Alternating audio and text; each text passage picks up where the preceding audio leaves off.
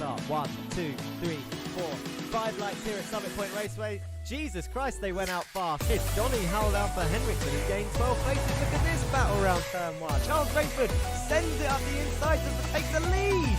Andy Fox is going to try and hold it around the outside. Jared Kaler's got the inside. Joshua Germany makes it through the middle. Henry Morse takes the win. We have Charles Rayford taking the win. Stephen King weaves down the straight and across the line. Donny Alpha Henriksen, half a second clear. Here they go. Can Kieran break late and hold that inside line? Get there. Is he going to have the inside? He tags Ray round and there's a big crash up the front.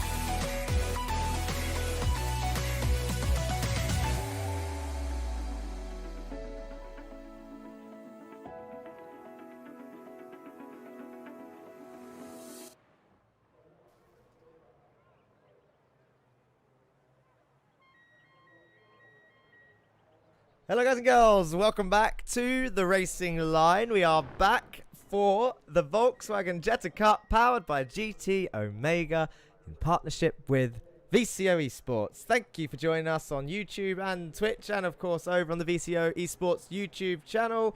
Well, hello there Oleki in chat. I don't know if I said that right. Correct me if you need to. Pre-warning to everyone watching the stream tonight. I am feeling, do you know what I was about to say? Because feeling a little bit slow today because of whatever illness is going around in these winter months. And I know for a fact that there are drivers watching this and maybe fans thinking, you're always slow, Jack.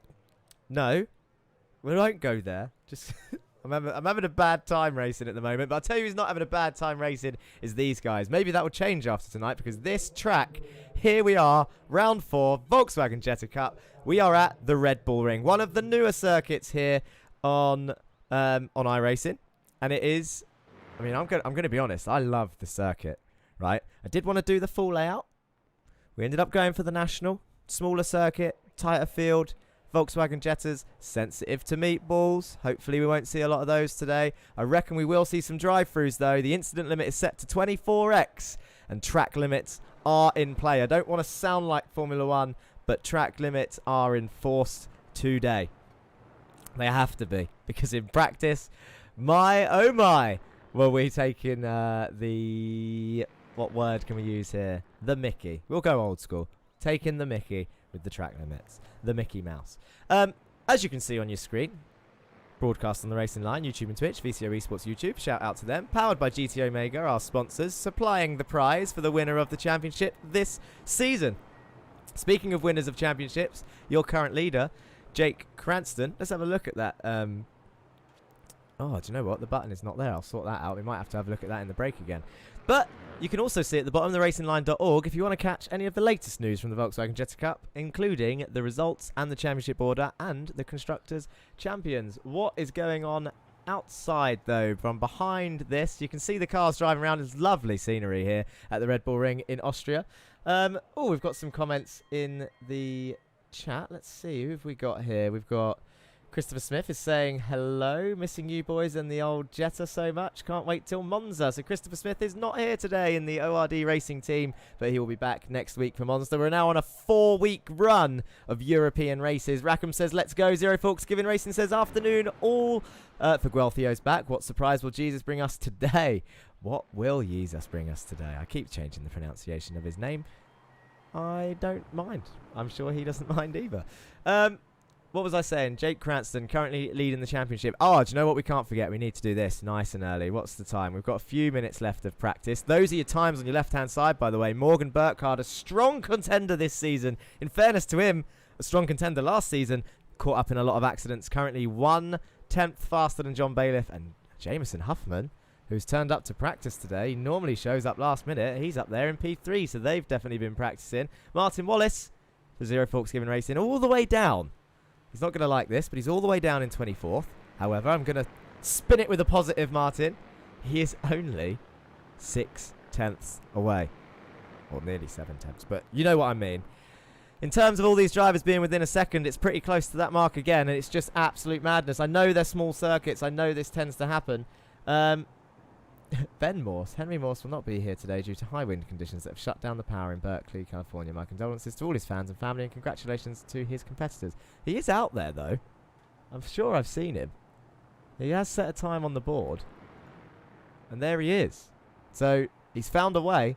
It's pretty incredible how tight this field is. Always is. Absolute props to the drivers. Indeed, I agree. What was I going to do? Oh, yeah. We have to do this. It's been break week. So going from the UK, which is obviously where I am based, we're going to drive all the way to Austria through Switzerland to visit Jerry Agard, who's been away for 2 weeks and is now back. And to the Red Bull Ring is where we are. And in terms of the Red Bull Ring, this is what it looks like from a distance. 2.33 kilometers, 1.45 miles of circuit. Only... Look at that. 2 sectors split in half. What madness. In terms of corners, the real overtaking zone is turn 2. The speed trap is at the end of the straight going into turn 1. That's the fastest point of the circuit. It's only 6 corners established in 1969. 6 turns. Turn 2 is pretty much the only realistic overtaking opportunity. I'm sure you know the drivers by now. They will be trying in other corners. But if you want to do it safely, that's the one. I'm just here to cheer on Duncan Murray. Let's hope my South African internet holds up, says Stuart Steedman. Duncan's got some fans for sure. And of course, let's not forget Driver of the Day votes are a thing towards the end of the feature race. Of course, you could just vote for your favourite driver. But at the same time, you could also vote for who you think has done the best. Across the round. That's what it is for. But we know that when the Driver of the Day award started in F1, it was the award for the most popular driver, and it went to Max Verstappen nearly every race, even if he didn't finish.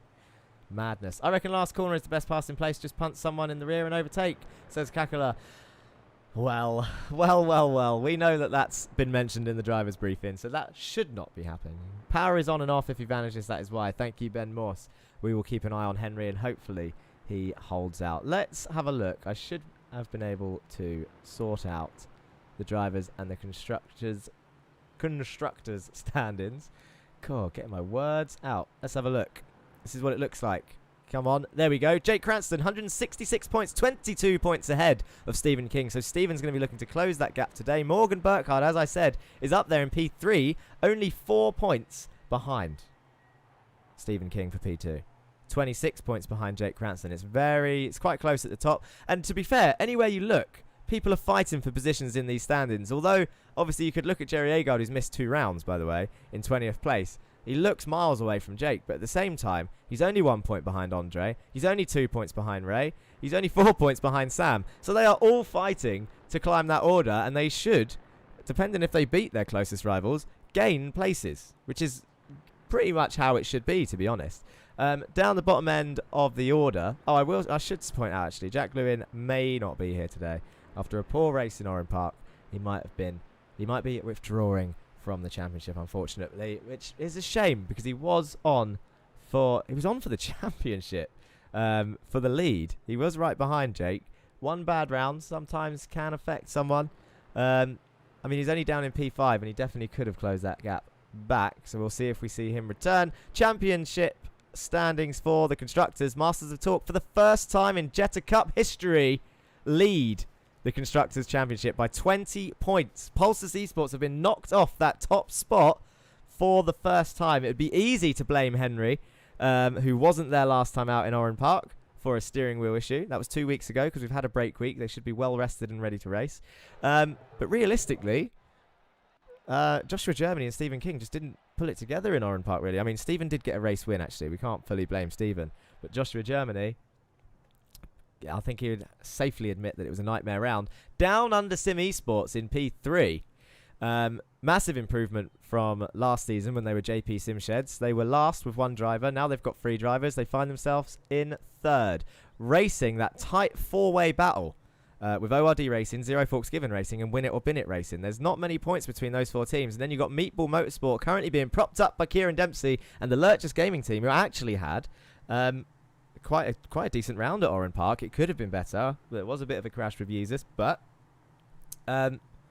still quite good to get 41 points on the board after, let's say, a slow start to their season in terms of oh my god, get my words out. Tsukuba and Okayama points were not in abundance for Lurch's gaming team in those first 2 rounds. Germany all the way, says Peter Holmes Music. That's his favourite driver.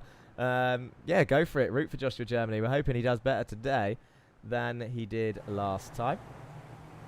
And who else have we got? Christopher Smith. Now it's Austria. You got this. It's Austria.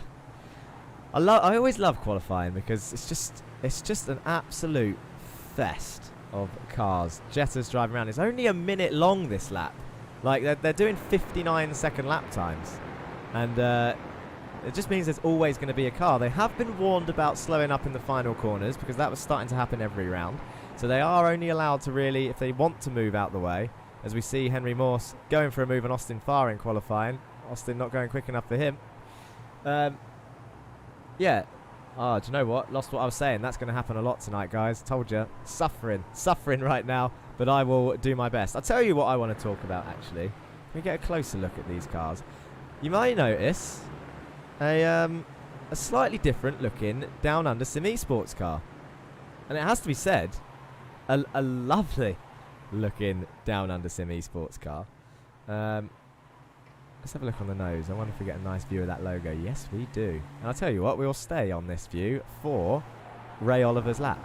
We are on board with Ray Oliver. He's currently behind Dan Thornton and Greg Otley. Looks like he's closing Dan Thornton before turn 1. That's not going to be ideal for his run through turn 1. But let's talk about this new livery because I think it's only fair that it gets a quick mention. Where am I going to find this? It would have been in a private chat. I want to get this right because it's quite an important cause. I want to talk about Mindset. They've got a new sponsor on board. Oh. There it is. He's going to... I wonder if he'll enjoy that on his stream. There's a nice picture of the Red Bull whilst we wait for Ray Oliver to come back. Contact made between Ray Oliver and Dan Thornton. And now he's got Kyle Ridley, the other Down Under Sim Esports car, right behind him. You don't really want to be scrapping in qualifying. You want to move out the way and just find some space. Probably get looked at. Who's the third driver? We've looked at Ray Oliver. We've looked at Carl Ridley. Where is Austin Farr on the track? Looking for another black car with pink stickers. There it is. So he is behind Henry Morse and Christian Ribeiro. So we might see another crash. Who knows? Mindset. A new sponsor. Oh, it's not a pink logo on this car. That's weird. Keep getting distracted. You see, I keep getting easily distracted. I want to go back to one of the other cars because I like the pink. Here we go. Mindset Livery is a massive mental health concept set up to help minors and their families break the stigma of keeping it closed shop and making people talk about mental issues openly and helping each other. The suicide rates and family issues at the moment are huge in Australia, which is it's an Australian team. But it is also to bring awareness to this in normal life. So that's why they've got a new sponsor on board on the team. And I believe the pink logos on the 2 cars are to raise awareness for cancer as well. I'm sure he said that at some point. So good causes there from the Down Under Sim Esports team. Curse of the commentator strikes again, Ray Oliver. Yeah, that happened at Oran Park. Everyone I went on board with ended up binning it. Let's see. We've got 4 minutes left. I would like to see a full lap of someone. Who's coming around the final corner? Greg Otley again. Let's go on board on his actual car and see what it looks like as he's driving round. Right over the curve, down the gears. 4th gear for turn 1. Carry as much speed as you can. Track limits on that yellow curb. If they cross all 4 wheels over, potential penalty, especially if they gain an advantage. He's taking a nice wide line into turn 2. He's going to hold it tight to the curve all the way round, feathering that throttle in 4th gear, gets it pinned, and then you want to hold it tight to this left-hand curve, and now you can straight line it and use actually quite a lot of this curve. There's no track limits in place here because there is gravel on the inside, although you can still get the iRacing 1X. If you get 24 of those, you'll get a drive-through. Now, these are the big ones. This is where people are going to take advantage all race. Move over to the left to take as much curve as you can. Get down those gears, mount that curve. That might be a 1X for Greg. You can use all the green strip on the exit there. That's where track limits is in play for myself. In terms of the iRacing track limits, it's those little white rumble curbs that will get you. Stephen King is also about to cross the line, but where is this going to put Greg Otley? It moves him up to 22nd place, so he's jumped up a bit. He's only 7 tenths off pole, and he's in 22nd place. Currently 28 drivers within a second. Martin Wallace in P28, 1.0 seconds behind. Jake Cranston currently sits on pole position with a 59.0 with Morgan Burkhardt right behind him, 10th behind him, and Stephen King get in some clean air going round. Let's go... Oh, sorry, I got distracted by Ryan Smith's comments. Why aren't you racing, Chris? Chris isn't here this weekend. I believe he's going on holiday. Let's have a different view of this from Stephen King. Let's go on Blimp Cam and see if I can show you those track limits. Just one more time whilst there's 2 minutes left of qualifying and the order is ever so tight. 3 tenths between the top 10. Madness. Well, top 14. Right, we're approaching that final corner. Look for the little white rumble strips on the exit of the corner as he comes around this first fast right-hander. So he opens up the corner on that curve. That's fine. That is also fine. The white rumble strips is the iRacing limit. The green strip completely is my limit. If people are crossing that to gain an advantage, there will be potential penalties. They've got 3 strikes throughout the race. It's the only time realistically we've had to enforce track limits because it's such an advantage here. I wonder if Stephen has gone any quicker there. Doesn't look like he's moved up. He is 2 tenths off of pole. It's actually, well, it's a 10th gap between Cranston and Burkhardt, a 10th gap between Burkhardt and King. So that's the biggest gaps on the grid in the top 3, because then behind everyone's really close. Ryan Smith is going to be one to watch. I'm sure he doesn't mind me mentioning this. I don't even know if this should be mentioned, but it is going to be mentioned because it's part of coaching for the young lad.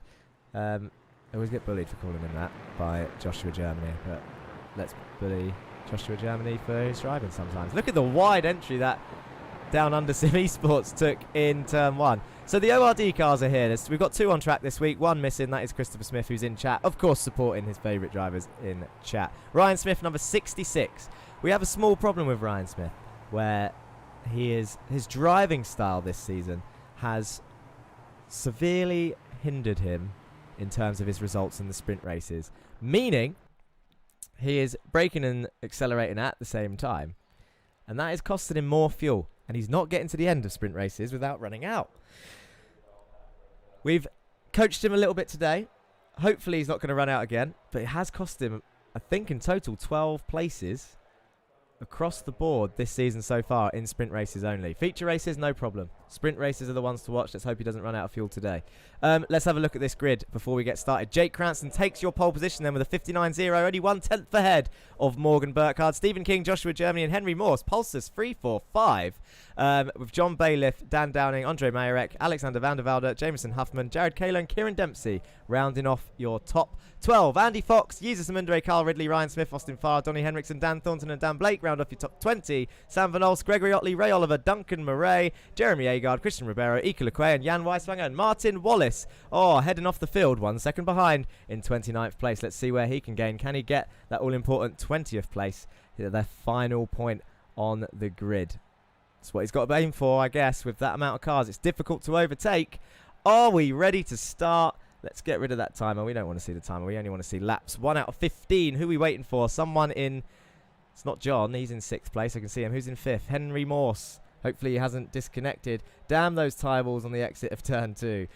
Says Christopher Smith in chat on YouTube. We've got a lot of comments coming in. It's good to see. Thank you for watching on the Racing Line YouTube and Twitch. And, of course, VCO Esports. We are ready for the sprint race of round 4. We're back after a 1-week break. 4 races in a row now every Monday night. 2, 3, 4, 5 lights. Jake Cranston on pole. And away they go. It's a good start from Stephen King. He's got a better reaction time than the front 2. What is going to happen here into turn 1? He's going to tuck in behind Morgan. Is he going to go up the inside or try and follow Jake round the outside? Morgan, I would pick Morgan personally because it looks like he's got the run up the inside of Jake Cranston, but no, Jake Cranston carries the speed through round the outside, and now they're heading towards turn 2. I can't see if there's any crashes behind. There are a few people losing places, but look how much Morgan lost. Holding the inside line into turn 1. The Pulsars cars go side by side. Dan Downing goes round the outside of Alex van der Velde and John Bailiff there in turn 3. You got Joshua Germany and Henry Morse battling out side by side there. Don't run him out, your teammates. John Bailiff has a hell of a run, and Ray Oliver is in the pits already. I wonder what has happened to him. It's only lap 1 and we can't quite see everyone as they're all filtering through. There's so many cars going on.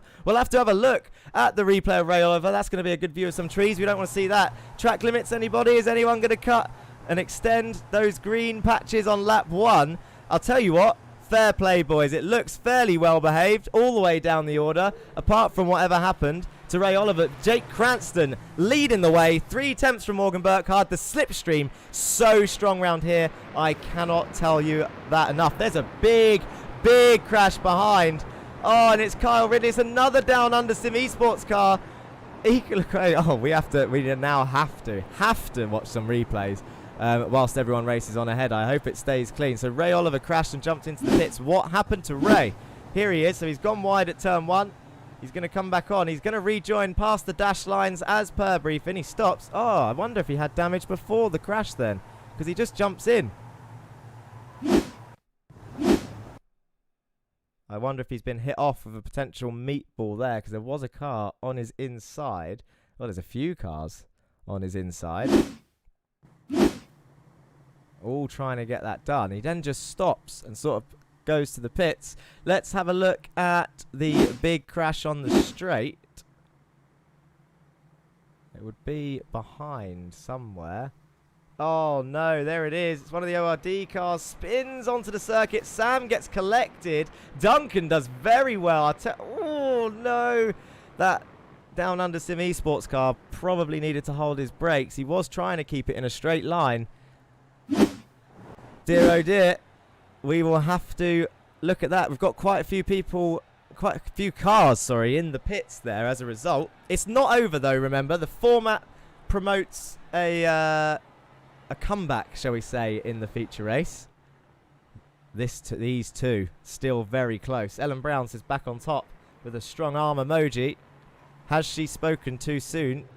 With Morgan Burkhardt right behind him. This top 3 are your championship top 3. So they are fully going at it. Kieran Dempsey and Andy Fox are battling. Here they are. Alexander van der Velde wound the outside of Andy Fox. That's a hell of a move. I don't know if he's defending or getting that pass done, but he's up into P10 is Alexander van der Velde, chasing down Kieran Dempsey with Andy Fox in P11, sorry. Austin Farr in P12, currently on reverse grid pole. Turn 1, the reason the turn 1 inside move doesn't really work, it ruins your run towards turn 2, which is the main overtaking zone. Austin Farr's going to have a quick look at Andy Fox.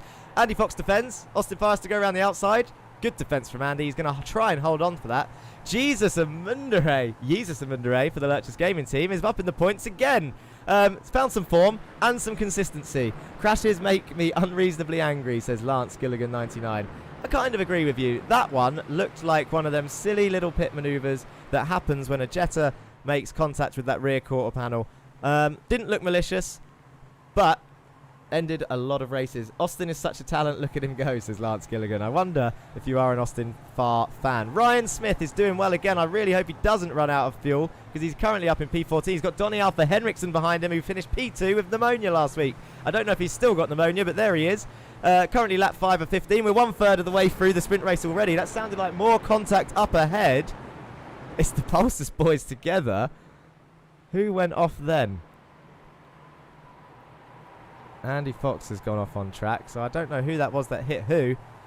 Might have been Henry and Josh. The top 3 looking ever closer. Morgan just really putting on the pressure. Can Jake Cranston keep this? Let me know what you think in chat. Come on. I'm more of a Morse fan, says Lance Gilligan. Can't believe Jesus is still alive, says Figueltio. I hope he stays there. He's in P14 currently. Martin Wallace and Andre Mayerek are going at it back here. Side by side through turn 3 and 4. They're chasing down Jan Weiswanger, who's currently in 21st. Can they get Greg Otley, who's holding on to that final point at the moment, in a world of his own? Greg Otley's got Christian Ribeiro up the road in 19th, so Christian's doing well.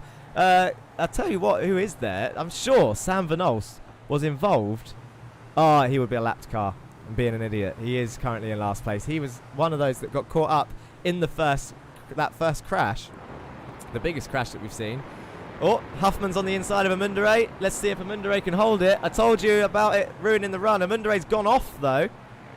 I wonder if he got squeezed. We'll have to look at that. That's going to be a pain to steward. Duncan Murray's going to go up the inside of both of them, is he? No, backs out of it. Smart move from Duncan there. Jesus Amundere is going to lose 2 places potentially. Duncan's going to have to try and hold it around the outside of turn 3. Can he do it? Duncan's the white South African car there. Round the outside of Jesus Amundere. He's going to get it done. What a move from Duncan Murray. And now he's got the Win It or Bin It car behind him of Dan Blake. Jesus is absolutely under pressure, and Sam Van Olst, the lapped car, will be staying out the way. Christopher Smith says, go on, Ryan. Let's not bring religion into this. Poor Sam Van Olst indeed. Yeah, it was unfortunate. He tried moving out the way. Hell of a hit as well. That one would have hurt for sure. I am impressed so far. I might change my mind when I've seen the replay, but track limits are impressing me around those final corners. They are well aware of the 5-second penalty, as we hear John Bailiff sound like he going a little bit deep into the back of Henry Morse. He's all over the back of him. Henry Morse defending for his life. He was not going to be here. John tries to go around the outside, loses the rear end, and he's got Dan Downing all the way coming up behind him, slipstreaming his way. I'm losing my words, man. I don't know what to say because there's so many little battles going on. The gaps, probably the biggest we've seen this season so far in terms of trains, and with potentially the least amount of crashes, apart from those last 4 who ended up in the pits. From the big crash on the main straight, from the unfortunate pit manoeuvre. Yared Kayla, shout out to Yared for turning up tonight, because I'm pretty sure he's got an iracing ban, so I don't know how he's here. He's got 3 weeks off, according to his earlier message in the week. Don't know why he got banned. He races fairly cleanly here. He loves a bit of a squeeze every now and then, does Yared Kayla, but not completely illegally, and he's quite a good defender, as we saw at Oran Park when he took the feature race win after a hell of an offence from Jack Lewin. But Jared absolutely not buckling under the pressure. So our order currently, 2 temps between Jake Cranston and Morgan Burkhardt. 5 temps, Stephen King in P3. So can Morgan, come on Morgan, you need to put the pressure on, you need to make a move. You got the 2, this is Stephen King's defence by the look of it, the armoury of Joshua Germany and Henry Morse in P4 and 5, keeping Bailiff at bay, who's trying to climb back up that order after an earlier poor round at the beginning of the season, some tight circuits. Dan Downing will be absolutely buzzing where he is. I don't think he's going to take any risks because he's currently sitting in P7 on pure pace. He's put a lot of practice in. Quite a few of these boys, actually, about 8 of these boys, met up at the British Touring Car round this weekend at Donington Park. And I know more would have turned up, but this is a worldwide championship. You saw their flags all over the place. So if it wasn't so far, I'm sure some of the people abroad would have loved to have come. Henry Morse looking up the inside of Joshua Germany. Are they going to swap over? It looks like Josh is going to let him have it. Oh, he gets pushed off. Joshua Germany won't like that. Is John Bailiff going to come through on the inside of both of them? That is stupid. Henry wanted 1 place. They're both going to potentially lose 2. Look at this. John Bailiff up the inside of Joshua Germany and Henry Morse. Henry's going to try and keep it on the inside of 3, which gives John Bailiff the inside of 4. Henry squeezes him out. Can Josh come back through? John slots him behind. Dan Downing's looking to gain advantage of this as well. He's got to run. He's going to go to the inside of John Bailiff as they come up through the hill. They're heading towards the final corner, which isn't really an overtaking zone. Dan Downing on the inside. Who's he on the inside of? Joshua Germany. John Bailiff, he's still there. Oh, this could go horribly wrong. Henry Morse extends. That'll be investigated. I wonder if that's a warning. If he's going to gain a solid advantage, it might be a penalty. It looks like he didn't gain too much, to be fair, and John Bailiff is still right behind him. Kieran Dempsey's looking to pass Yared Kayla. This is all for P9, P10. Can Kieran Dempsey, is he going to have a look up the inside? We discussed this in practice for those that turned up. T1 up the inside is just not worth it, really. It's hard to give room, and you ruin your run unless you punt the other guy off. And unfortunately, Henry Morse punted his teammate off, who's now down 2 places. Dan Downing is looking extremely feisty up in P6 now, trying to get past John Bailiff, a seasoned veteran in this car, on lap 10 out of 15. I'm trying to think who we haven't mentioned for a while. Huffman was quick in practice. He's down here chasing down. Well, he's being chased down by Duncan Murray, but he's also chasing down Ryan Smith and Donnie Henriksen. These boys will know about Ryan Smith's fuel problem and might just be sitting this out, ready to gain that position towards the end. Bailiff, get off my man, says Lance Gilligan. But is Morgan Burkhardt. Go Henry. Morse is the most talented racer ever. Just one more overtake for Ryan, please. Can Ryan get that reverse grid pole? It'll be interesting, and he won't run out of fuel in the feature. Jesus Mundere is still in the points, although that's... Oh, no, that wasn't an extend. It was on the green patch. Dan Blake, Greg Otley, and Christian Ribeiro for the final point. Oh, Joshua Germany, Dan... Oh, no, they're all going all sorts of free wide. John Bailiff extending that corner. Yared Kayla's going to make a move into Joshua Germany. Can he get his nose in there? He's not going to back out of that. We know what Jared's like. He's going to go free wide into turn 2. Dan Downing's on the outside. Gets a bit of a nudge from Joshua Germany. Yared Kayla goes up the inside of both of them, and he goes up into P6. Dan Downing down to P9 as Alexander van der Velde is coming through in P10. Can he get a run? And Kieran Dempsey's taking advantage. He's up the inside of Alexander van der Velde. Dan Downing is going to be under all sorts of pressure here. What's going to happen as they head towards the final 2 corners? Henry Morse still leads this train in P4 with John Bailiff right behind. Yared Kayla now in P6. Joshua Germany still in P7. Dan down in P8. Kieran Dempsey P9, Alexander van der Velde P10, and who is closing them up behind? It's Austin Farr and Andy Fox, your reverse grid pole sitters in 11th and 12th. All trying to gain those extra places, but they know the feature is on the horizon. There's 3 laps left. Morgan Burkhardt is sitting pretty, hasn't made any stupid moves. I wonder if he's just going to settle for second and think of the long run. It may definitely happen. We've had a few off tracks. I wonder if these are quite bad ones. We've had Jerry go off. He's currently by himself. I think he was involved in the earlier accident. Is it going to be too fast through the final corner? Yeah, there we go. Standard stuff. Equal Aquay, is it going to be the same thing? Turn 1. This will be past the yellow curb. We knew this was going to happen. Into the corner. Oh, in fairness, kept it on. That's not a track limits in terms of the briefing rules. But it is track limits in terms of the iRacing rules. So, here's your order. Germany still racing Bailiff. Oh, what's happened to him? He's lost out a few places there. Let's have a look if we can find out what happened there. Jared Kaler, that's your leaders coming through. Jared Kaler's coming over the brow of the hill now. John Bailiff's on the inside. He's got a slowdown. He will have a slowdown from one of the earlier corners. Is he going to hinder anyone? Hinder anyone into the final corner? Kieran Dempsey might have to go wide. He should have served all of that slowdown by then. I wonder if he went back up to speed before the corner, because if he didn't, is he going to get the Andy Fox treatment? Andy Fox, the most recent, or the only one that I can remember that got a penalty for not serving a slowdown in the wrong place. So close between these drivers, still all fighting for these top positions. Big old gap to the top 3. Joshua Germany will be gutted with that punt. Dan Downing is back up into P6 after all of that kicked off with John Bailiff's slowdown. John's going to try and gain some positions back, and oh my god, what's happening here? Morgan Burkhardt goes up the inside of the final corner. He's on the inside on the run down to turn 1. He's going to need to really brake late if he wants to try this, but Stephen King's going to try and follow Jake through on the outside. This is for the lead. It's your top 3. How late can Morgan Burkhardt brake? He's going to try it. Look at that. He sends it into turn 1. He gets it. Stops. Stephen King goes up the inside. Is he going to get it done on both of them? They are 3 wide heading towards turn 2. Stephen King, absolutely genius move in terms of switchback. Can he hold the apex? Morgan Burkhardt's going to try and follow him through too. Stephen King takes the lead of your sprint race with 1 lap to go. Lap 14 of 15. Jake Cranston holds P2. Morgan Burkhardt all over the back of him. What a move. Morgan Burkhardt really tried getting it parked. You saw the lock-up into turn 1, and Stephen King absolutely mugs them both off on the exit and just keeps it tight to the apex. Morgan's going to still want to try and get P2, and Jake's going to want to get P1 back, but he's only got 1 lap to do it. We're on lap 15. We're approaching lap 15 of 15. Keep an eye on Ryan Smith. Is that fuel issue going to happen? He tends to run out on lap 14 with this little braking thing that's happening to him. White flag. Final lap. Keep an eye on those gaps because it's going to be fairly close. That's what we should have had on this the whole time. The intervals, because they go pink and blue showing the close battles.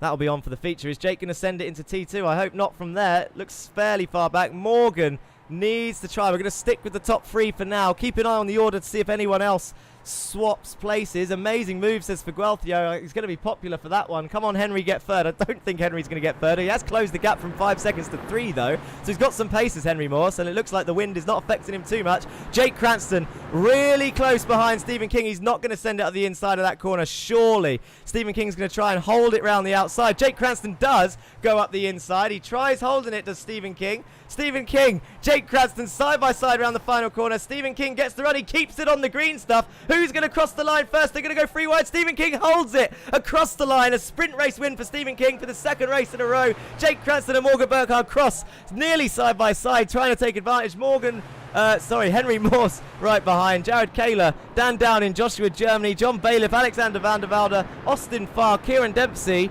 And Andy Fox is on your reverse grid pole. He's going to be pleased with that. He's going to be starting first. Donnie Henriksen was nearly there. Ryan Smith did finish the race in P14. I don't know if he ran out of fuel. Can we hear it if we go on board? He's made it. Oh, no, he is kind of coughing a little bit. Nice race. What a fight. Unbelievable stuff. Oh, there he goes. Typical Ryan. Loves an in-lap, this boy. Got some donuts over there. That'll be Ryan bouncing out the wall. Unbelievable.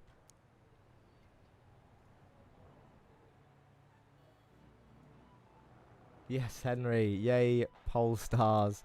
Go Henry Morse Racing. Wow, what a nice race. What a fight. These are all Twitch comments at the moment. Where's the YouTube crew at? You need to overtake these people. Amazing move. Boo, Kayla. Come on, Henry, get third. Bailiff, get off my man. Loads of comments. Loads of comments coming in. Struggling to keep up. Again, of course, thank you for watching so far. We've had one race. We've got another race incoming. In terms of format, of course, they had 45-minute practice. They had an 8-minute qualifying. They've had a 15-minute sprint race, which you've just seen in qualifying order. They're going to have a 10-minute break now, so if you need a drink, you need a toilet, off you go. Pop off, come back. I'm going to stick with you guys. And then it's the 25-minute feature with a pit stop for fuel. They don't have to change tyres, as people keep reminding me. I'm going to say this properly this time. We do not do that here. There we go. I'm not going to do it in Roadman. British Roadman speak. Henry Morse, Purple Heart, Ellen Brown, crazy scenes at the end. In fairness, Ellen, Jake had to try it, and he nearly got it done. It was brave of, I'll tell you what, so impressed with that. It was brave of him to go side by side through the final two corners, and Morgan just absolutely waiting to take advantage, as Stevie did in turn one. Mad scenes. I hope to see some clean racing in the feature race, because we know the feature race tends to get a little bit spicier for whatever reason. It is double points compared to the sprint. VW Jetta best car, says Bozy. Oh, hang on, let's get this. I'm going to get this. Bozy da Todorov. Todorov? We'll go for that. That was on YouTube. It is a great car. They do need to fix the meatballs. If there's two things actually. Two big things I would improve on this Volkswagen Jetta. The first biggest thing that needs to change, the meatball flags. Very sensitive cars. Needs to be more like the Kia and the Audi, which can take a beating. Obviously, we're not trying to promote more contact, but some of the meatballs that we've seen affect these races have been really stingy. Just a rub, and they haven't been forced off track, and it does ruin people's races. The other thing that needs to change, it's got to be flashing headlights. They need flashing headlights on this car. Not just for sim labs, for the Bandit MX-5s that get in the way of a lot of the drivers, but for this, really, actually. It's a selfish reason. We want to see people flashing and getting in people's heads. Well, I know I do. Do you want to see that? Let me know in the comments. Let's have a look at the results. That's enough of me talking. What happened? What happened in that race? Who finished where? Let's go through the full order. You can see the points on your screen. That's how close it was. Stephen King takes your sprint race win. Jake Cranston P2, 21 points for him. Morgan Burkhardt P3. Henry Morse P4.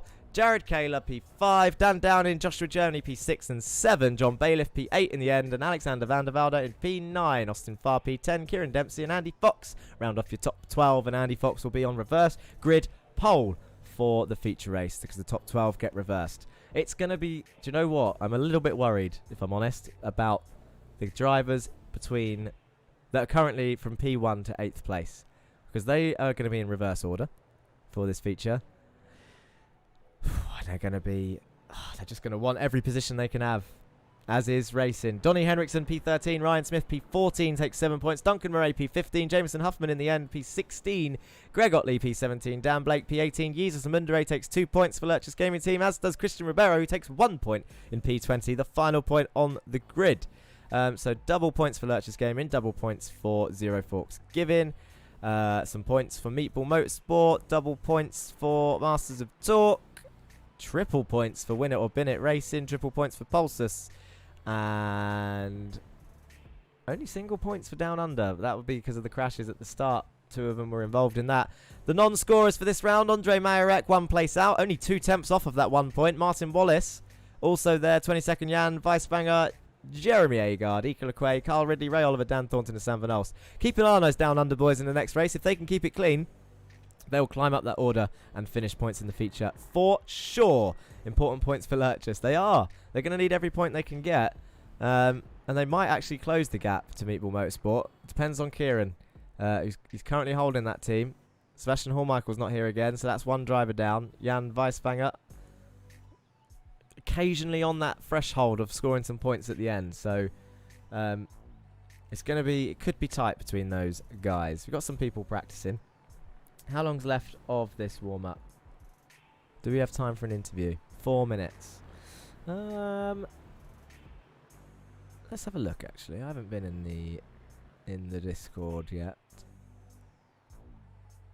Let's see. Who should we surprise? I'll tell you. No, we won't. I was going to bring in Josh and speak to him about his crash, but let's not do that. Let's have a quick chat with Dan. Dan Downing finished in. Oh, he's in the middle of a conversation. We've dragged him in, grabbed his hand, dragged him into the interview room. Daniel Downing. Hello. How was that?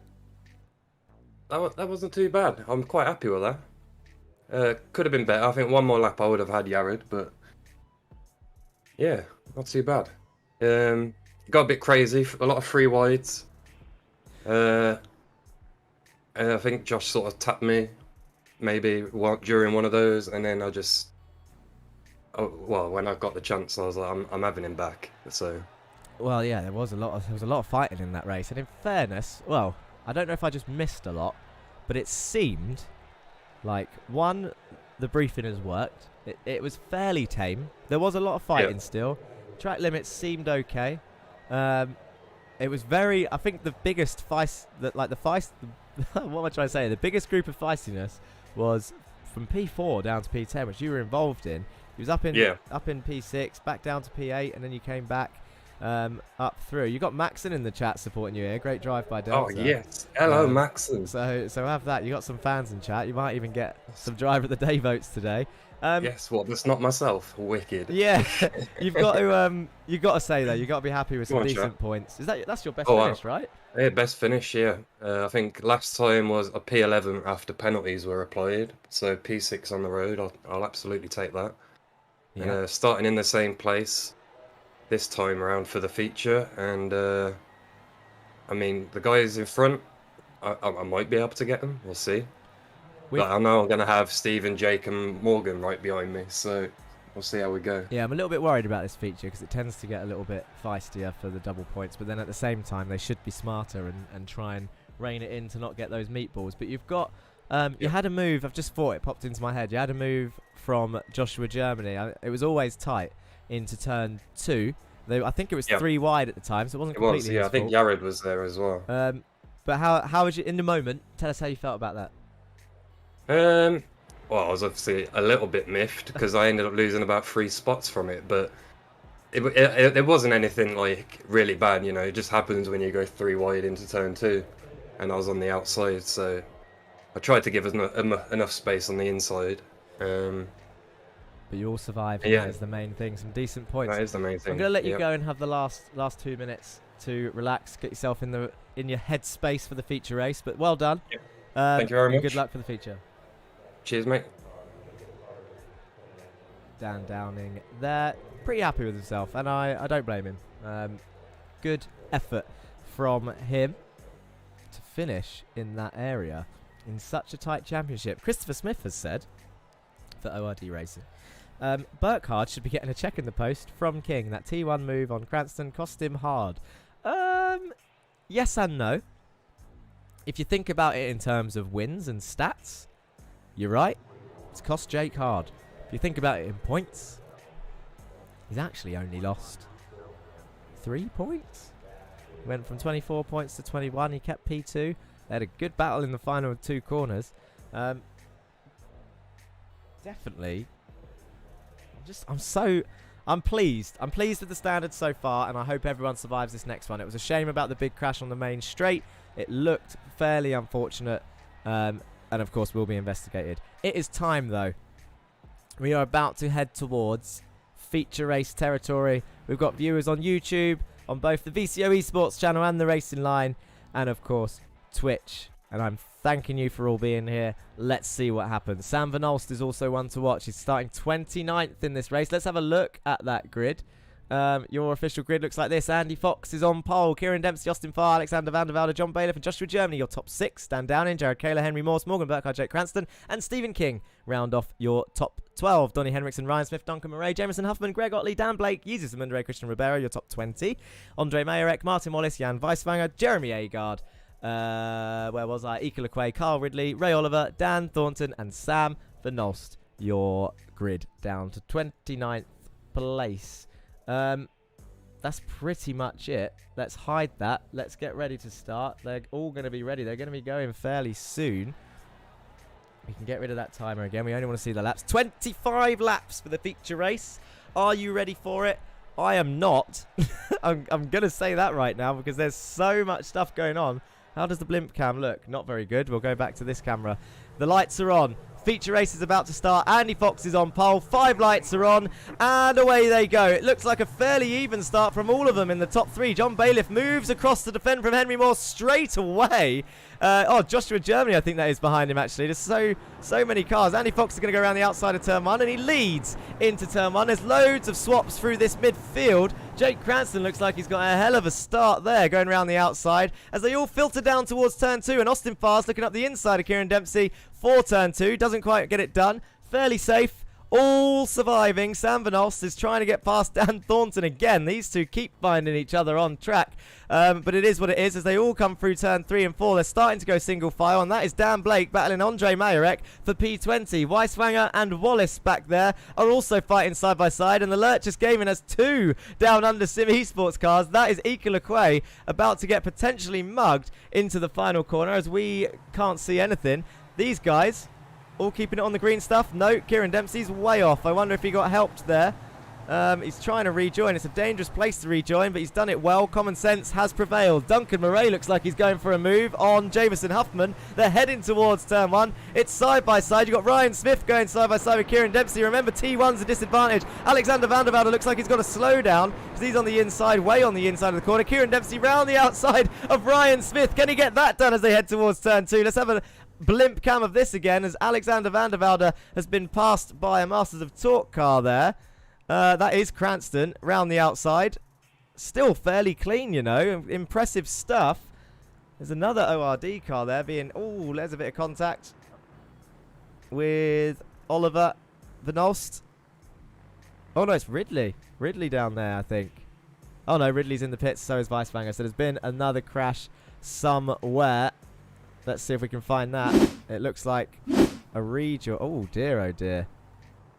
Is it a final corner side by side? Jan Weiswanger, Jeremy Agard. Oh, no. Kyle Ridley's going to get collected again. It's not Kyle's fault. He's going to get a penalty, I think. Oh, he's going to get pushed in. Here he goes. Yeah, that is so unlucky. Kyle Ridley not having a great day. Is it the curse of the one-off liveries that Mercedes suffered in Germany? You've got to say Red Bull had a good time out, I guess. Does he keep it out the wall? It's a shame. It really is a shame. But it happens. It is racing. It does happen. These have been unfortunate and not malicious at all. As we cut to some more accidents there, that is Kieran Dempsey with a blown engine. He's got a blown engine. How has he done that? And Dan Downing's crashed. Stephen King's gone off track. We're missing all the action here. Dan Downing spun. Oh, and there's the tap for Stephen King. And that is what's blown Kieran Dempsey's engine. Stephen's not going to be happy with that. I wonder if he's got damage. It looks like he has. Look at the swerving, the crabbing on that car. He will be allowed to pit from that. So it wouldn't surprise me if he comes into the pits to try and take advantage of that. And Ryan probably caught up in that as well. They can't pit until lap 5 usually. If they get a meatball, they will be allowed in. They just need to get their fuel right. How do you blow up a Jetta, Valdez? Well, that answers your question. He hit a spinning Dan Downing who had a great race. Maybe we shouldn't have interviewed him because it's cost him dearly. I'll tell you, look at this. We have a win it or bin it 1-2 right now. John Bailiff is up into P2 with Andy Fox in the lead. Now, interesting question. Will Andy Fox give up that lead or will he defend it? I think he deserves to defend it. Go Duncan, says Peter Ridley. Where is Duncan right now? P10. Not doing bad, the number 33 car. Keeping it in the green stuff. Andy Fox, your leader, your top 8. Still fairly close together. Downing's still in the pits and King is still in the pits. King's... Oh no, Downing and King are now coming out. Well, Downing is. King's still there. That's a long pit stop. Why is he in there for so long? Has he given up? Who knows? Do you know what? It'll be a speeding penalty. I always forget that they exist. Ray Oliver, I thought he was involved in that earlier crash, but it was Ridley. Ray Oliver's up into P16 already. That's an 11th-place gain on the opening 5 laps, as Jerry Agard goes up the inside of Christian Ribeiro behind there. Good move, Jerry. Can he keep it, though? Because Christian was going to have the inside for turn 3. Jerry's going to give him plenty of room as they come through here. They're still side by side. Ika Lequay's going to try and get involved as well. He's going to follow Jerry through on the inside. Christian Ribeiro going down the order now. Again, he's going to lose another place. The Lurchus Gaming cars are going to go side by side through the final 2 corners on lap 5. Who's going to come out on top in this one? Surely Christian will let Ika have this, as he had the run. He does. Are they going to touch? No. Christian keeps it in the track limits. Dan Thornton comes in the pits. They're still side by side. Christian's going to try and hold it around the outside. Can't quite get it done. And look at the gap Jerry's got now. Good racing from those two. As Dan Thornton, as I just said, comes into the pits. Let's have a look at the track map. This will help us spot anything that's happening now that people are pitting. Christopher Smith says the music's still on. Let's get rid of that. We don't want that music still on whilst we're racing. I say whilst we're racing. Of course, I'm not racing. Cranston's looking close to far right now. Let's have a look. Side by side they go. Heading towards the final 2 corners. Jake Cranston is on the inside again. Is Farr going to try and hold it around the outside? No, he actually breaks nice and early. Lifts off. Can he get a switch back into the final corner? No, is the answer to that question. Bailiff is now in the lead. I feel like I'm missing all the fighting at the front. This is how it happened. Andy Fox, John Bailiff heading towards turn 2. Bailiff sends it up the inside. Andy Fox lets him have it. And Joshua Germany takes advantage. Keeps 2 wheels on the curb. Follows John Bailiff through. Now that's the problem with team orders, is that sometimes you can lose more than you planned. And Morgan Burkhardt looks fairly quick, but he has just crashed. How has he crashed is the question. Into turn 2. Oh no, Andy Fox. Pit manoeuvre. Oh, Morgan. Oh, good. Smart to reverse there. 3 wide in turn 3 in front. Says Kakula. Chaos. Yes, absolute chaos. Crazy right now, says Lance Gilligan. That was an unfortunate tap, I think. We'll have to have a look at it later. Let's go back live. We need to catch up on the action live. What is happening to this order? Because it is all kicking off. I just don't know what's going on, people. You need to help me keep an eye on that side. Jake Cranston's up into P5. I know that much. John Bailiff is in P1. Joshua Germany's right behind him. He's going to be buzzing. And Andy Fox comes into the pits. He might have had a meatball, but he is allowed to pit anyway, so it doesn't matter if he did or didn't. Jake Cranston right behind Henry Morse in P4. Jared Kaler having another cracking race up in P3. Is he going to get another podium? He won last time out in the feature. I think it was the feature. Yeah, it was the feature. He got loads of points. Joshua Germany needs to be smart here. John Bailiff is no slouch. And he can gain positions. Martin Wallace, he deserves a shout out. He's racing Ray Oliver. These two race regularly in the sim labs. Great respect between the 2 drivers. So hopefully we don't see a contact and a crash. Although they did, let's remind everybody, Season 1, Watkins Glen.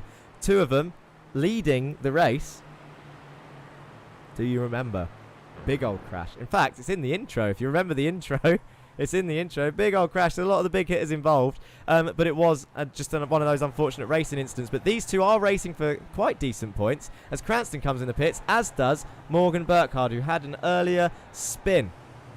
So many pit stops happening. I think it's time to put the pit stop numbers on so we can see who's stopped and who hasn't.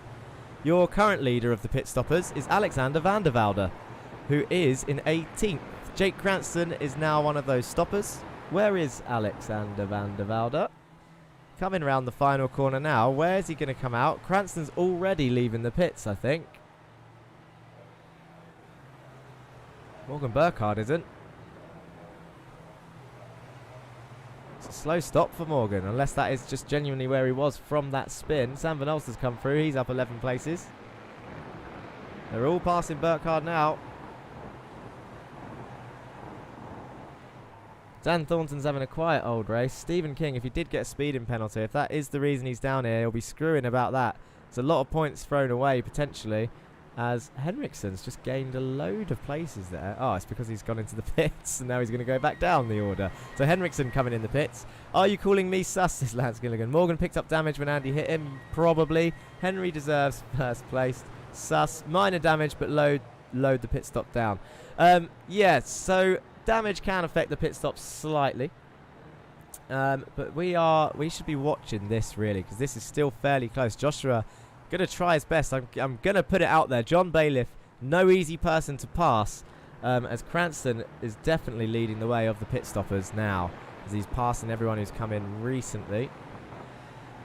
Is he going to get another feature race win, people? Duncan Murray absolutely slaying it, coming up from 15th to 6th, showing that South African drivers truly are 2 parts racers to 1 parts lemming. Fearless. Duncan Murray is having a good race. Let's see where he comes out in the stops, though. Let's remember, a lot of people have stops. Those two going side by side up ahead of Jake Cranston. That is Kyle Ridley and Dan Thornton. That was clumsy. Dan Thornton goes round. Off onto the gravel he goes. Could Kyle Ridley survive it? He has survived it by the looks of it. Jake had a great view of that. Shall we have a replay from Jake's car?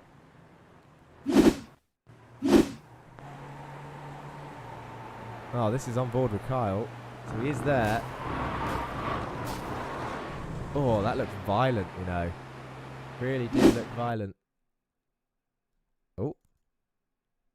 There we go. Fix yourself. That's what we wanted. This is what it looked like from Jake's car.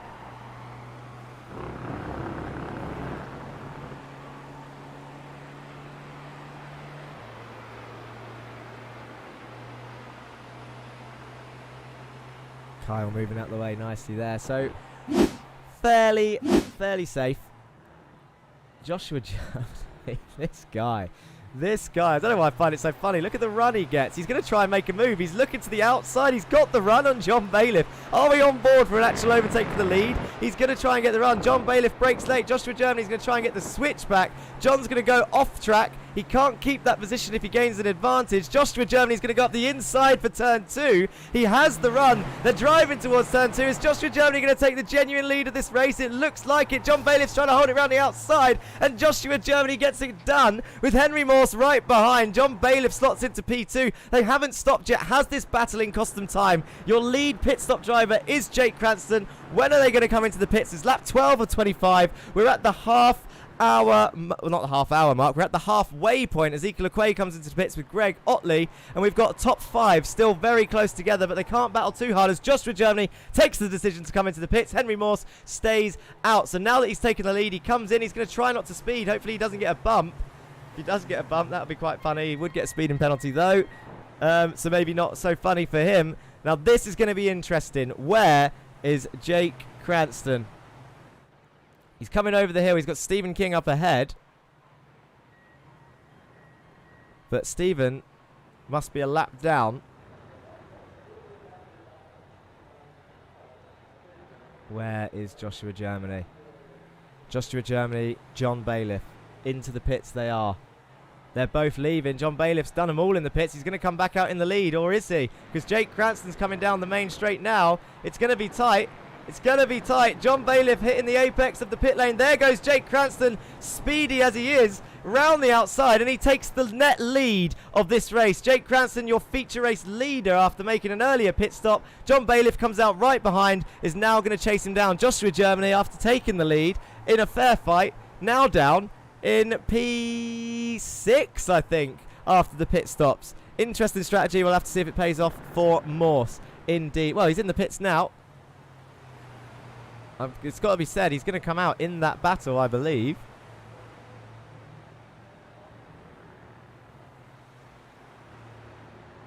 Jameson Huffman also staying out, and Duncan Murray's leading a race, people. We had a few Duncan fans in the chat across the board. Thank you once again for joining us, whether you're watching on VCO Esports or the Racing Line. It's a pleasure to have you here. But Duncan Murray currently leads your race. He's up 14 places, as is Jameson Huffman. So these two, not pit stopped yet, your current leaders, but net leaders are definitely Jake Cranston and John Bailiff, who are now neck and neck. John's going to put the fight to him. He has to. Kyle Ridley is currently in 27th, so he should be moving out the way of some people if they get in close. What a move by Josh. We'll have to see what is Lance Gilligan going on about. Jesus Amundere is doing well again, actually. He's currently got Morgan Burkhardt for company, though, and Ryan Smith up ahead of him, as there was more contact there. That's Donnie Henriksen going off. Huffman's past Duncan Murray. Duncan must have had a slowdown. Moves out the way nicely. Won't get a penalty for that. Huffman takes the lead of the race. Andre Mayerek, he's in the pits, as is Ray Oliver. Wonder where they will come out. Dan Blake stayed out as well. Should be a shout out to Dan Blake with the green mirrors, win it or bin it car. P3 currently for him. Majorek and Oliver tumbling down the order as they come out the pits. Not too far. They should still be in the points. John Bailiff still putting on that pressure for Jake Cranston on the lead. Oh, just about keeps his wheels on the yellow curve there. A little bit dodgy. Doesn't gain an advantage from it. Henry Morse is currently in P3 for someone who wasn't going to show up. I'm sure he's glad he's here now. People passing all over the place. Burkhardt has passed Oliver. It's 3 wide as they head down this straight into turn 2. Andre Majorek on the inside and Mundere in the middle. Morgan Burkhardt on the outside. He's not going to be able to keep it there if it's 3 wide. The Down Under Sim Esports cars staying out the way. And Ryan Smith leading this train nicely. Morgan Burkhardt up the inside of Jesus and Mundere as they head towards the final corner. Duncan Murray is now in the pits. Is he going to hold the inside in towards the final 2 corners? Ray Oliver's right behind this for a fight as well. In the black liveried Mindset car, Donny Henriksen's watching this from afar. Morgan Burkhardt sends it up the inside of the final corner. Side by side for Jesus and Morgan, giving each other room, fairly spaced out. And Jesus actually tucks in quite nicely in between the 2 cars. Clean stuff. Murray's coming out the pits now, so we're going to see where he comes out. Let's have a look at the pit stop strategies, actually. We do like putting this up every now and then. This is what it looks like. Loads of Germany's pitted twice and is down in P24. Did not spot that. Sure he wouldn't have wanted that mentioned, but there it is. Only 2 people haven't pit yet. It's lap 16. Risky stuff. I think this is a run out of fuel lap. Huffman does come in though. As should Dan Blake. I don't think they can make it an extra lap. Sam Van Alstad is in the pits again.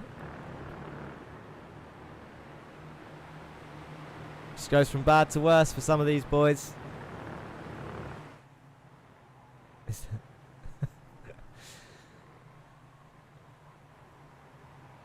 Good hustle from Huffman, says Stuart Steedman. It is indeed. I don't know how Blake does it. He extends these fuel runs. And I don't know if it's of a benefit, though. I don't know if it benefits him.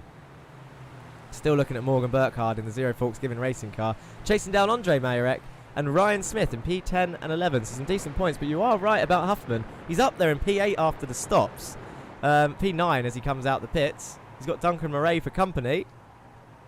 So these two getting some decent points on the board. They've kept it clean. Obviously, we'll look at the results after the race. I should say that there might be a different order. As we mentioned, track limits are enforced this weekend, or week, it's Monday. And anyone that's been caught extending those final 2 corners for advantages and turn 1 could potentially get 5 seconds. So the whole results afterwards in terms of points might be completely different. We've got a few accidents to look at. There was a couple in the sprint. There's definitely a couple in this one. But it's got to be said, this is your lead battle. They're driving past Dan Blake already. He's only just stopped. Henry Morse is looking to pass Bailiff.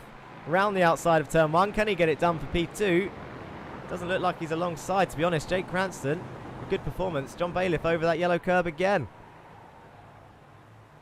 Can Henry get it up the inside there? Not quite. John moves across.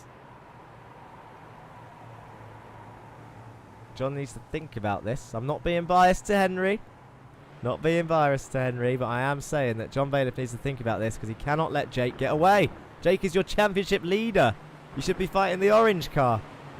Everyone should be fighting the orange car. Isn't that right, Ellen, if you're out there? Germany will bring himself back up, says Peter Holmes Music. It's unfortunate, Peter. It's got to be said. I don't know why he stopped twice, as has Van Alst, but he's down there and he's probably staying there. Can he get points? Who knows? But that's 2 feature races where he's lost a lot.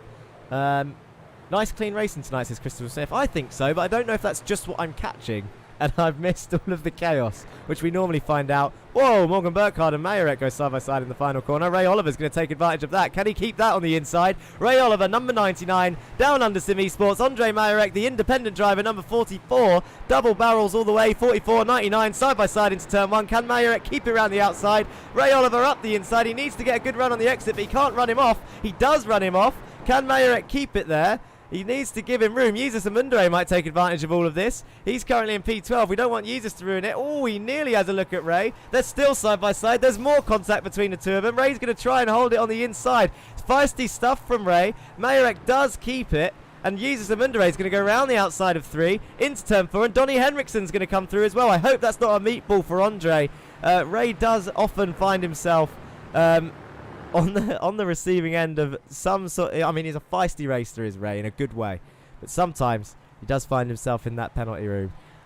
Jesus Amundere, I have to say, come on, Lurchus. For Guelthio, Aldolphitus, I can never remember that name without seeing it on my screen. He deserves some props here. He's in P12 and he's racing brilliantly. The number 19, Morgan Burkhardt, he's pulled a massive gap already. He's got Ryan Smith up the road. Can he chase down that gap? 3 seconds. Huffman is all over the back of Murray still. There's little battles all over the place. John Bailiff has now pulled a gap to Henry Morse. Sorry, Jake Cranston has now pulled a gap to John Bailiff. Aldolfo, yeah. Jesus is an authentic warrior. I'd prefer it if they didn't, says Ellen Brown. They need to. People need to close this gap. It's going to be extended again with that. I keep saying it and I might be wrong. That speeding penalty for King and whatever happened to Germany. But you have got Bailiff up there. Burkhardt is another one that looked like he had an issue. Where is Burkhardt? He's in P10, so he's still getting some points, trying to keep it close. Henry Morse is going right to the inside. Kayla's going to get a hell of a run if they stay there. Henry Morse on the inside of Bailiff. Bailiff's going to hold it around the outside. Kayla does close that gap, gets a good run, as does Austin Farr there in P5 in the Down Under Sim Esports car with the white Mindset logo. Henry Morse breaks, goes to the inside of John Bailiff. He's got it done. He's on the inside. There's a little bit of contact. John tries shutting it, as feisty as he is, and Henry Morse moves up into P2. Can he chase down Jake Cranston? It's unlikely as John Bailiff side by side with Jared Kayla, but there's only 4 laps left as they approach lap 22 of 25. Ika Lequay has just passed Martin Wallace back here somewhere up the inside of turn 2. Good move from Ika Lequay. That's for P18 and some points. Martin Wallace in P19 and Dan Downing in P20. After a stunning sprint race, he finds himself down there. Andy Fox won't be happy. He was on pole in this race. He's down there in 23rd. But he's not going to be as unhappy as these guys. Joshua Germany, who was up there, is in P24. He's got Greg Otley for company and Stephen King. All out of the points. Kyle Ridley, Dan Thornton and Jan Weiswanger also down here. But they're getting a good view of Ika Lequay and Martin Wallace going side by side into the final 2 corners. Martin Wallace is going to retake it on the inside of the final corner. And Ika Lequay holds it around the outside. Jan Weiswanger is going to try and get involved. Hopefully not too much as he is a lap down. He doesn't want to get in the way of this. 22 holding the pack up, says Stealth Snip 3 Rad. He was holding the pack up and he's given Jake a bit of a lead, 2 seconds at the moment. But he was defending for a P2 and he is still in the championship, so he's entitled to do that. As Jan Weiswanger looks around the outside of Martin Wallace, Dan Downing's going to get involved as well. This will be full position. I hope Jan doesn't get too involved in this fight. As he is a blue flagged car. Yeah, he does move nicely out of the way. Dan Downing now chasing Martin Wallace for P19. Ika Lequay, look at the gap he's got now. Up at the road on his return back after 2 weeks off. He's got Jerry Agard, the number 13 car, in 17th place, chasing down Dan Blake, no slouch, in P16.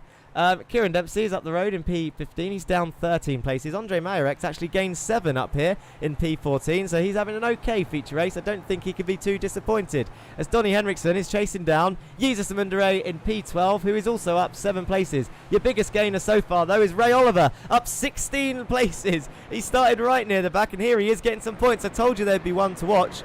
King is going to tow Morse bye-bye. Is he, though? Is that what's happening? Oh, it might be. Maybe they've planned it. I don't know if it'll be enough. 1.9 the gap now. There's not enough laps, really. Jake Cranston is there in P1, 1.9 seconds up the road. I mean, he has pulled him away from Bailiff, though, who is battling these two still. Jared Kayla up the inside of the penultimate corner. Austin Farr's going to want to get involved. He's got Kyle Ridley behind. Jared Kayla on the inside. John Bailiff on the outside. This is for P3. Your final spot on the podium. Jared Kayla's still there. Breaks later than John. Into the final corner, and there's contact made. John goes round and off. Can Austin Farr gain both of the positions as Jared comes through and cuts across? John won't be happy with that. He's defended for his life so far for that podium, and now he's down in P5 with another down under car behind him, but that is a lapped down under car. Alexander van der Velde can see all this kicking off ahead. Jared Kayla now up into P3 with a potential penalty coming his way. John might have a penalty for track extensions. Austin Farr hasn't been noted anything yet, but probably currently a clean record. I've just assumed that. I could be deadly wrong. Lap 24 of 25, 1.7 seconds between the lead two. They are trying. It looks unlikely. It looks pretty wrapped up, but these two are definitely still, these three are still going to be fighting for positions. There's one lap to go after this. There's still a few battles out there. Joshua Germany and Greg Otley are still battling down there in 24th place. You've got Agard chasing down Blake. Can he gain that position? This is for P16 and 17. You've got Henriksen making a move on a Mundere up there. It looks like he's going to lose that place, is Jesus, or can he hold it around the outside of the next 2 corners? You've got 4 cars, 2 by 2 into the final 2 corners. Is this going to end in tears? Ray Oliver, the head of this train. Jesus and Mundere sends it around the outside. Oh, it's a track extension, so he won't be able to keep that position. He needs to let him have that back. Doesn't extend the next run as Andre and Kieran go side by side. Jesus hasn't taken the position from Donny, so he can now carry on racing and hold it around the outside of Kieran as they battle side by side. You've got Dan Blake and Jerry Agar getting involved now. It's a 5-way fight. We're on the final lap, and this is all for P12. Jesus Amundre around the outside of Kieran. He's going to hold it on track. Surely he does. Great driving from Jesus Amundre and Kieran. There's a bit of contact. Hopefully not a meatball. If it is, he can make it to the end anyway. Andre Mayorek's going to try and keep it around the outside. Dan Blake's using Slipstream to get away from Jerry. Jerry's just watching, hoping that someone crashes. But the big winner out of all of that, Donny Alpha Henriksen up into P11. And he's driving away. Where is everyone? Jake Cranston around the final corner. Here he comes. Is he going to track extend? No. He's got Henry. No, that's Stephen King and then Henry Morse right behind. Jake Cranston takes your feature race win here for round 4 in the Red Bull Ring. How the hell does Cranston do it? I'll tell you how he does it. He pits, he gets some clean air, he puts in the laps, and he comes out whilst everyone else fights. It's side by side back there for position. Not with Alex and Huffman, but they have a good result. It was side by side with a few of the other cars. Duncan Murray comes through for a good result in P8. Who is the biggest gainer so far? Do you know what I forgot to do? I've been so busy watching this race, I did not do this. Vote driver of the day with hashtag vote in chat. If you've forgotten how to do that, all you need to do is literally type in hashtag vote with your driver of the day. Doesn't matter where you're watching from, VCO Esports, Racing Line, or if you're on Twitch, hashtag vote, then your driver. Duncan's got a vote already. What an amazing... is that a word? Racho. Is that Spanish for race? Portuguese for race? Ah, okay, it was autocorrect. Austin Farr, Jared Kaler, and Henry Moore. You can't vote for 3 drivers. 1 driver, people. 1 driver. And I'll read that in a second. But we need to look at the results of that race.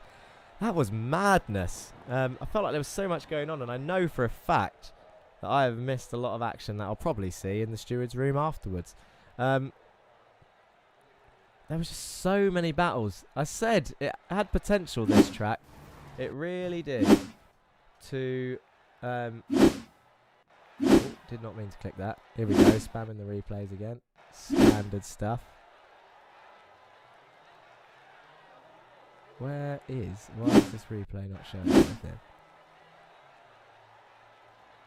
Oh, there they all go. They're off there in the background. There we go. That's what I wanted. Ignore the spamming of the replay thing. Let's have a look for the driver of the day votes.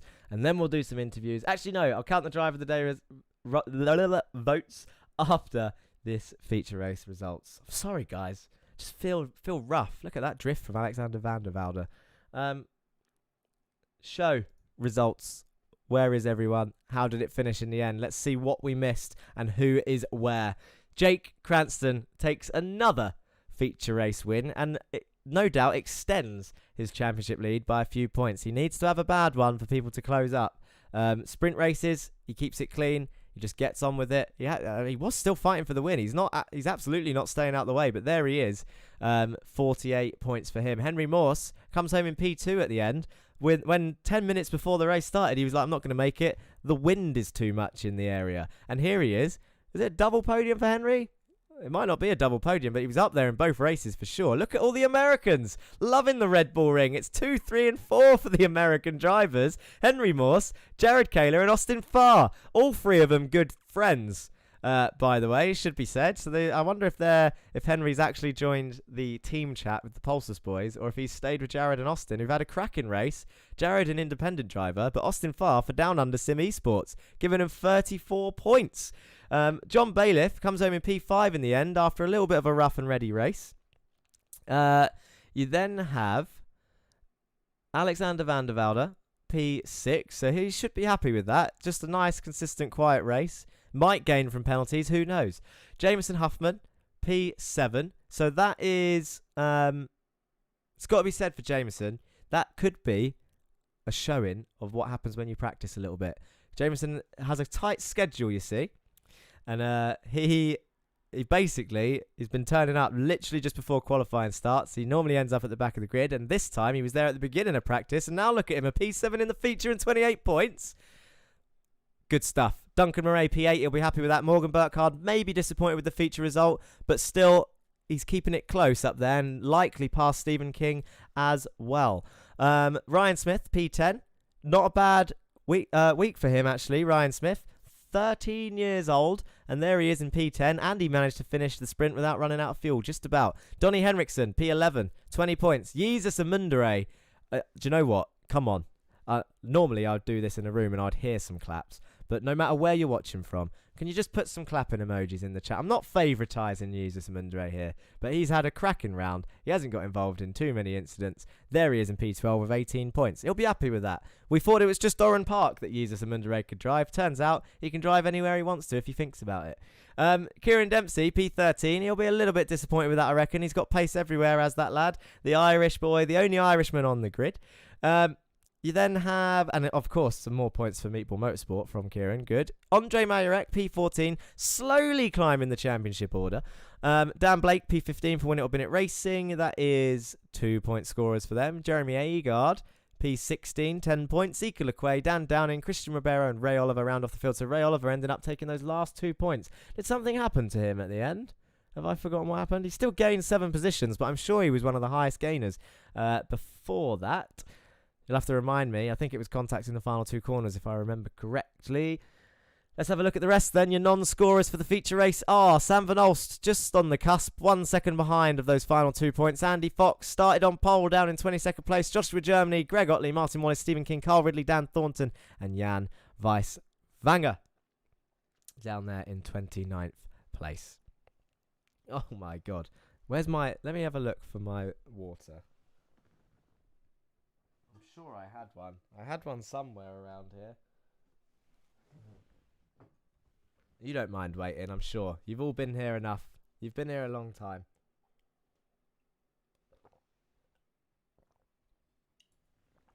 Thank you for waiting. Advert break is over. Let's go to the interviews and work out who the driver of the day is. Let's make this empty. We'll pick a driver who's in chat. Let me read through these comments first and catch up. What have I missed? I need to scroll right up. There's been a lot. There's been a lot of spamming. Let's have a look. Here we go. Duncan, 1 vote. I'm going to take your first vote, Stealth Sniff, and say Austin Farr. That's 1 vote for him. Amundere, 1 vote. Duncan has 2. Duncan has 3. Chris says Josh Germany, that's 1. Henry Morse, that's 1. Carl Ridley, 1. Amundere, is that 2 or 3 for Amundere? It's 2 for Amundere. Henry Morse has 2. Duncan Murray, 4. King, 1. Huffman, 1. Duncan Murray, 5. Joshua Germany, that's the same vote from Chris. Peter Holmes Music says, what a race, and has paid £2. That's how much he's enjoyed the race. Peter, you keep that money, man. You need it for your lunch. Vote Henry. Henry's got another vote. That'll be 3. Peter Jones votes for Cranston. That's 1 for him. Let's have a read of this little story from Stuart Steedman. Fun fact, my old man owned a Jetta, similar to this when I was a teen. I truly wished he drove it like I saw today. Instead, he went shopping for kitchen appliances. Truly a wasted opportunity. HenryMorse.com is not an actual website. Don't visit that. Do you know what is an actual website? TheRacingLine.org, where the results will be updated throughout the week. So feel free to go and visit that. LFG Jesus. I think it's you know what? Looking at it, it's a slam dunk. Jake Cranston got a 2nd vote there. Jesus voted for himself. Jake Cranston got a 3rd vote.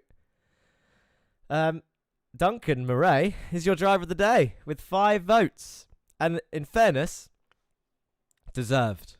He was up there. It wasn't just a random fan calling for Duncan Murray. Driver of the day indeed.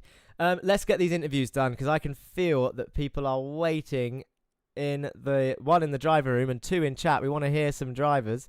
I've got some sorry, I got some messages in the paddock. People asking some stewards things already, but we're still in chat. Who have we got in the interview room? I've only got Jared waiting, you know, and he's currently in P3, and I feel like we spoke to him last week. I'll tell you who we should speak to. I'll I think we spoke to him once, but I'm going to bring him in again. It's your driver of the day, Duncan Murray. Woohoo! It rhymes. Duncan, can you hear me?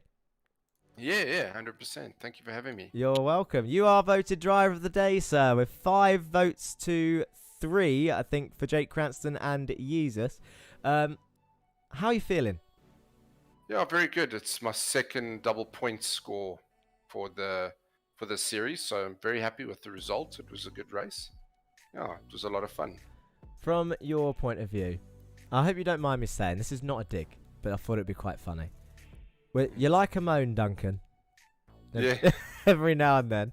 But Yeah. I think you had a strong result today, genuinely, because we expected it to be an absolute mess this round, which it might still be. We haven't seen the stewards' room yet. But it was a strong race. It looked fairly clean from your point of view. You got double points, like you said. From your point of view, what was happening around you? Can you talk us through, if the feature race is fresh in your memory, talk us through what happened. How did you get to where you were, and how did you take advantage of other people? You gained 7 places to finish P8, so it must have been fairly feisty. There was a lot of contact from other cars, but I think just trying to stay out of trouble was the main goal, really, and trying to keep that pace up, keep those lap times going. It was very difficult, but we managed to do it. We ran a strategy. I think I ran out of fuel on the line. When I hit the start and finish line, it started spluttering. So we got the fuel just right as well. So it was a good pit stop as well, and it paid off. And it's the second one I've been able to pull off. Very happy with it. Yeah. A perfect fuel strategy got you up there then. Yeah, I think so. And just being consistent, trying to stay out of trouble. I noticed the guys, when they started fighting, they lost a lot of time. So I didn't try and fight anyone. If a car came past me, I let him go and just tucked in behind him, waited a few laps to see what his pace was, and then if I was quicker than him, I'd pass him again. I think I did that to Donny. I wanted him to pull us to the train that was in front, the leaders, and asked him if we could work together to get to the front, but he didn't respond to me, and he started slowing up a bit. So I ended up diving down past him, and yeah, it definitely helped that as well, not staying stuck behind him. Oh, fair enough. Well, congratulations on your driver of the day vote. I don't think it was, as we say, like how do we say, like the Max Verstappen effect, where you were voted because you have the most fans. I think genuinely, people were impressed with your driving today. You definitely gained places in both races. So well done. Good to speak to you. Thank you very much. Is this your first time in the interview room, or have we spoke to you before? You spoke to me once before the season started, I think. Oh, yeah, media day. Well, I'm going to pass you back to the other guys. Is there anyone before I let you go, though, that you want to say thank you or hello to? Yeah, I'd like to thank my wife for allowing me to do all of this, because without her, this wouldn't be possible, and she's definitely a good sport for letting me play computer games the wee hours in the morning. Yeah. Well, I'm sure she'll appreciate it. Thank you for that, Duncan. We'll speak to you soon. Cool. Thanks, man. Put him back in the driver's room. It's got to be done. He's a nice lad, Duncan. Let's bring in this how can we say, familiar voice to the steward's room. We've spoken to him before once or twice. This unknown driver. It is. Oh, you may have just heard him there. Don't interrupt me. You said steward's room. What am I in trouble for? Not steward's room, sorry. Interview room. We're in the green room. It's Jake Cranston, your championship leader, probably extended after a result like that. How are you feeling? Yeah, pretty good. I put in some practice on my own before to just try and get the hang of it, because I haven't really driven it before. I had to buy it for the season here, so I gotta take that, haven't I? You have, yeah. I mean, it was in my head that I've got a fond memory of the sprint race, because it was really tight between that top 3, and it was some genuine good racing and tight. It wasn't relaxed racing from the look of it out here in the fan club out here watching the Jetta Cup. It looked fairly feisty. Morgan trying to move on the inside of turn 1, obviously had to try and break us late. We've all practiced that move, or most of us practiced that move in the practice on Thursday, and it never really pulled off because the person on the outside gets the run. But he tried braking as late as he could, couldn't quite get it stopped, locked up.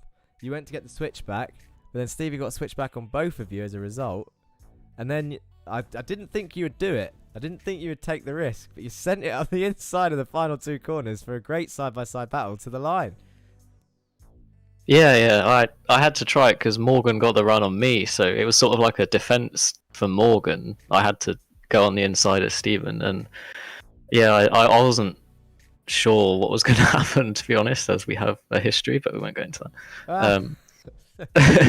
So I played it a bit safe. There was a little bit of door banging, but it was all good, and we came out the other side, which is the most important thing. I'm sure you could say, like, I'm not sure what happened to him actually in the end, because he was further down the order. But as much as he was in, I'm saying was because I have a feeling Morgan's there now, but he was in second place. He was your championship rival last season. If he can have a strong result somewhere else, it's looking like he might be again this season. Does it disappoint you, or that he finished so far down today and potentially lost points, or is it just, are you just happy with that and willing to move on? Basically, do you want the challenge more, or are you happy to just kind of cruise?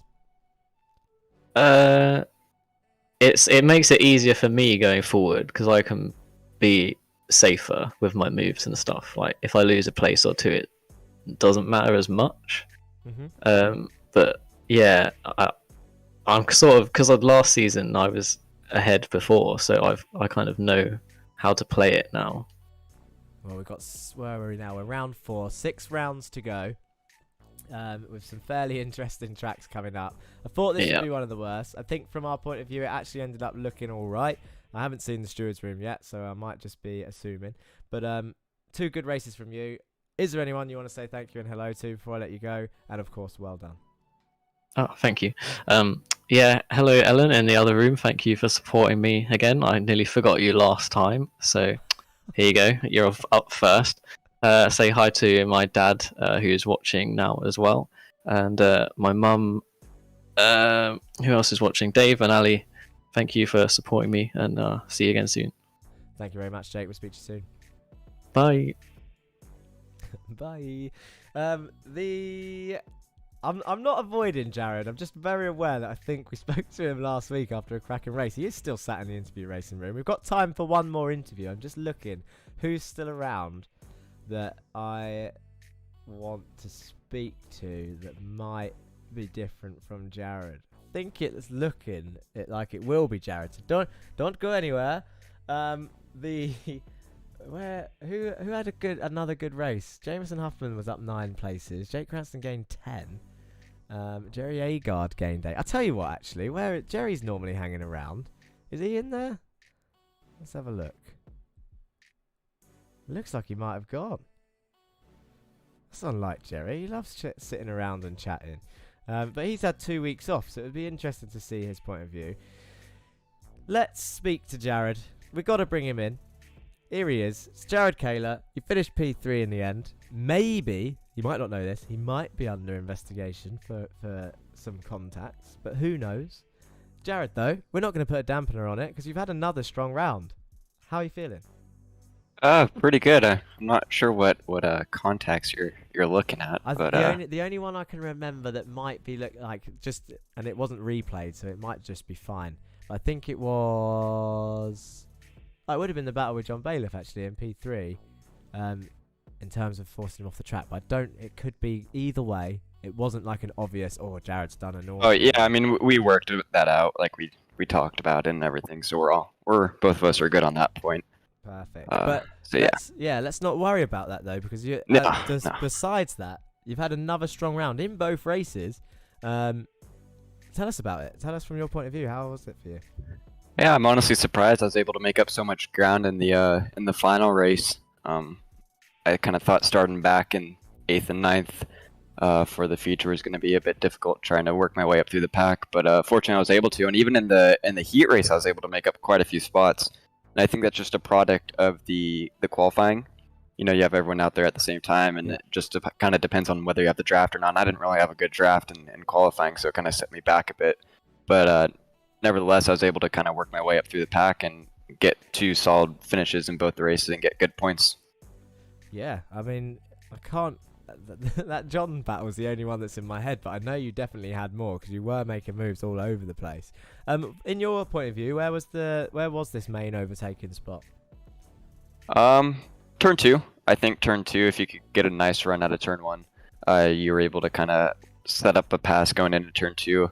I think coming out of the final turn, going down the main straightaway, if you didn't really have if you were able to get to the inside, but you weren't really able to clear them going into turn 1, you'd kind of lose all your ground between 1 and 2, and then set yourself up for being passed into turn 2. So I think kind of going into turn 2 is really the main passing opportunity. Yeah, definitely. I think that's what the fancy track map said in the beginning. There was moves elsewhere, but it looked like turn 2 was the main one. Is there, before I let you go, well, we've got Monza Junior next. Let's have a quick chat about that. Have you seen the layout of Monza Junior? I have not, but I like Monza, so yeah, well, I'm sure it'll be fun. I'll talk you through it quickly. It's basically an oval with a chicane at one end. That's basically what it is. It does a little wiggle at one end, does the parabolica at the other. It's going to be... Well, I think it's going to be... I don't know how strong the slipstream is. Has potential to be the best round of the season. My background is oval racing, so I mean, yeah. If it's an oval, I'll be looking forward to that one. Hang on, your background in oval racing is also getting banned. Yeah, we're not gonna talk about my 3-week ban that I'm on right now. But no, I didn't think. I was worried that you weren't gonna be here. So is the ban only in officials? Is it on another account? Yeah, it's only for official stuff, so I can still do leagues and host it and practice and whatever, but can't do any official stuff till late October. Oh well, there you go. Hopefully that doesn't happen for this. We'll leave it there. Is there anyone you want to say thank you to? I want to say thanks for you for putting it on. As always, it's a blast, and want to give a shout out to Beer Nuts for coming on board for this race and hopefully the rest of the season. And I hope to give him some good results. Of course. Well, you've given yourself some good results so far, so maybe a new sponsor will move you a little bit further up. Thank you very much, Jared. We'll speak to you soon. Thank you. Have a good one. We'll put him back in the driver's room. That is, as they say, that is that. Still some people hanging around, so thank you for waiting till the end across all 3 channels: Twitch, YouTube, VCO Esports, of course. It's been round 4. Next week we're at Monza Junior, same time, Monday, around 8:15 really is when I went live, just to check those issues that we had in the first 3 rounds, because they are stressful. When I click go live and it doesn't go live, very worrying, because I know how many people enjoy this. There we go, that's English. Can't say it enough. Thank you for supporting us far. We're approaching 3,200 subscribers on the channel. It was good to catch up with some people at the British Touring Cars this weekend, and hopefully we can organise an event like that again, and maybe put it on the channel where loads of us can go down. Who knows? Maybe a Grand Prix is in order.